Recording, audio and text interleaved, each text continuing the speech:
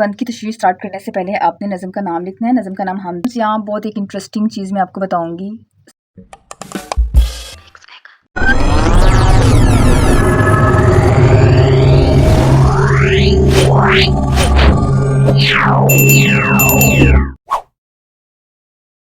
मरकज़ी ख्याल राइट करने से पहले आपने कुछ चीज़ों को जहन में रखना है। एक तो मरकज़ी ख्याल आपका मुख्तसर और वाज़िह हो, इसमें गैर ज़रूरी तफसीलात ना हों और ये तकरीबन 4 से 6 लाइनों के बीच में हो।